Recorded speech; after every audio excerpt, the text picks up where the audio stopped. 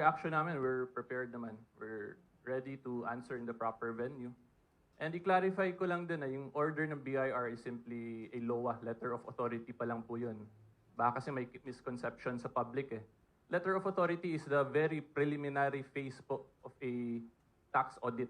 In other words, wala pa po yung any liability, wala pang nakitang any tax deficiency. That is simply stating na may authority sila from the BIR to conduct an audit.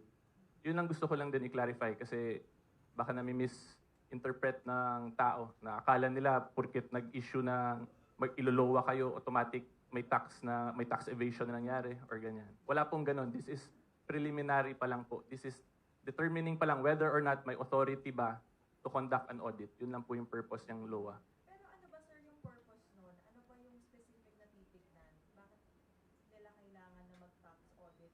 Do you think may basis yun?